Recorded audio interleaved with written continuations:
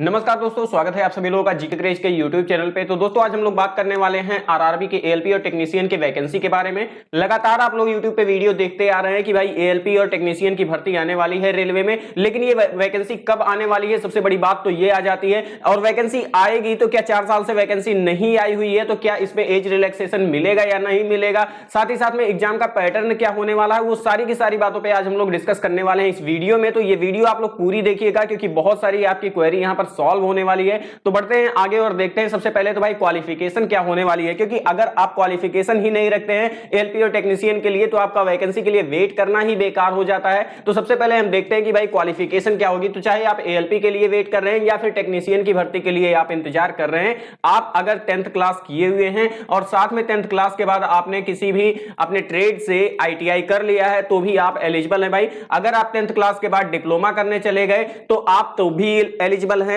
Vacancy के लिए ALP और टेक्नीशियन के। साथ ही साथ आपने बीई या बीटेक किया हुआ है यानी कि इंजीनियरिंग की डिग्री ले रखी है आपने, तो भी आप एलिजिबल हैं। अगर आपने इन तीनों, आपके पास ये तीनों डिग्री नहीं है, आपने 12th सिंपल 12th किया है फिजिक्स केमिस्ट्री और मैथ्स के साथ, तो भी आप एलिजिबल हैं। ये चारों में से कोई एक क्राइटेरिया आप फुलफिल करते हैं तो भाई आप एएलपी और टेक्नीशियन के लिए एलिजिबल हो जाएंगे, फॉर्म भर सकते हैं। यहां पर ध्यान देने वाली बात यह है कि इंटर में जिन बच्चों ने बायो से इंटरमीडिएट किया हुआ है वो एलिजिबल नहीं होंगे। सिर्फ और सिर्फ मैथ, फिजिक्स केमिस्ट्री और मैथ्स के साथ 10+2 करने वाले बच्चे ही एलिजिबल होने वाले हैं।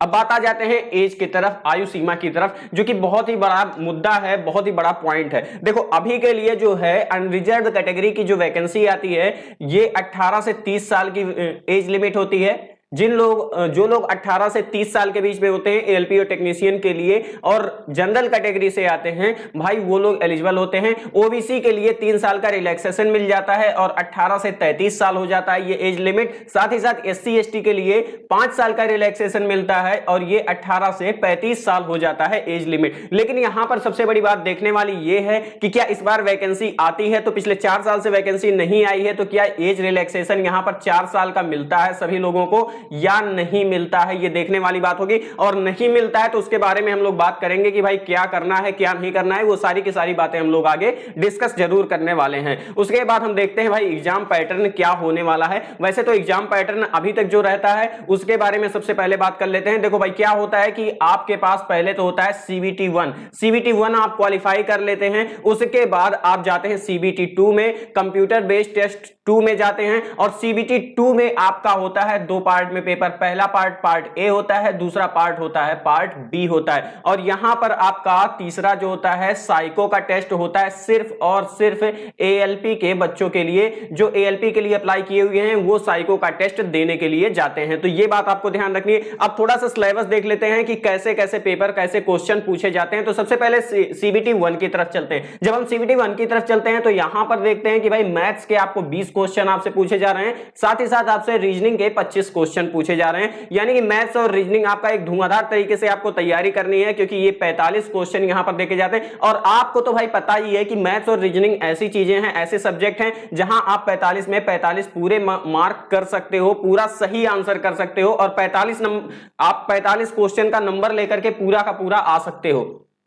वहीं पर आप साइंस की तरफ जाओगे तो साइंस आपका 20 क्वेश्चन आ जाएगा, साथ ही साथ आप 10 क्वेश्चन आपका करंट अफेयर्स, हिस्ट्री, ज्योग्राफी, मतलब जीए और सीए से जनरल अवेयरनेस और करंट अफेयर से आपका 10 क्वेश्चन पूछा जाना है। साइंस से आपका फिजिक्स, केमिस्ट्री और बायो से 20 क्वेश्चन पूछा जाना है। वहीं पर आप थोड़ा सा आगे बढ़ोगे तो आपका सीबीटी 2 जो है ये 2 पार्ट में होना है। मैंने आपको पहले ही बताया कि सीबीटी 2 आपका पार्ट ए और पार्ट बी में होना है। पार्ट ए में जो होगा ये 25 क्वेश्चन आपका मैथ से आने वाला है, 25 क्वेश्चन आपका रीजनिंग से आने वाला है, बेसिक इंजीनियरिंग से 40 क्वेश्चन और करंट अफेयर्स से आपका 10 क्वेश्चन आने वाला है। यहां पर भी देखोगे भैया तो 50 क्वेश्चन आपका मैथ्स और रीजनिंग से आने वाला है। तो धमाकेदार तरीके से मैथ्स और रीजनिंग की प्रैक्टिस आपको करनी है, क्योंकि धुआंधार तरीके से अगर आप प्रैक्टिस कर लेते हो, मैथ्स और रीजनिंग को पढ़ लेते हो तो 50 क्वेश्चन तो आपके यहां पर पक्के हो ही जाने हैं। अब आते हैं आप पार्ट बी की तरफ, जो दूसरा पार्ट होना है। तो पार्ट बी में आपका जो आपने ट्रेड ले रखा होगा ना, उस ट्रेड से पूछा जाएगा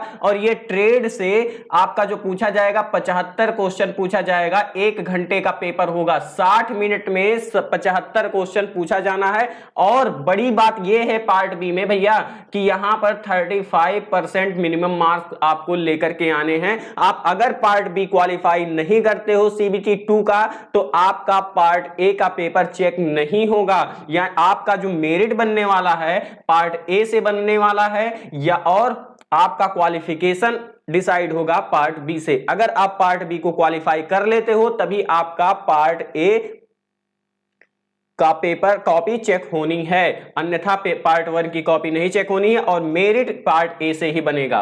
तो ये बात आप ध्यान रखेंगे, है ना। और साइको की बात अगर करी जाए तो साइको आपको सिर्फ और सिर्फ एएलपी वाले बच्चों को साइको देने जाना है, टेक्नीशियन वाले बच्चों को साइको देने नहीं जाना है। दूसरी बात आप देखेंगे दोस्तों तो एएलपी की अगर आप बात करो तो एएलपी जो प्रमोट हो जाएंगे तो सीनियर एएलपी बन जाएंगे, सीनियर एएलपी से आप बन जाएंगे लोको पायलट बन जाएंगे। तो ये वाली बात भी आपको यहां पर क्लियर हो जाती है। अब रही बात भाई एज रिलैक्सेशन होने वाला है या नहीं होने वाला है, तो ये जब नोटिफिकेशन आएगा तभी कोई बता सकता है। उसके पहले अगर कोई भी बता दे भाई कि एज रिलैक्सेशन होने वाला है या नहीं होने वाला है तो उस व्यक्ति का अपना व्यक्तिगत विचारधारा होगी उस व्यक्ति की, और अन्यथा कोई भी कुछ नहीं अभी बता सकता है। हालांकि जब नोटिफिकेशन आ जाएगा उसके बाद हम देखेंगे कि क्या किया जा सकता है। अगर एज रिलैक्सेशन नहीं मिल रहा है तो हम सब लोग देखेंगे कि भाई क्या किया जा सकता है, क्योंकि 4 साल से वैकेंसी नहीं आई है और बच्चे 4 साल से रेलवे की इस भर्ती के लिए इंतजार कर रहे हैं। तो हमारे साथ जुड़े रहिए और बाकी जीके क्रेज पे आप लोगों को बहुत सारी ढेर सारी चीजें रेलवे के लिए मिलने वाली हैं। तो मिलते हैं अगली वीडियो में, तब तक के लिए बाय बाय।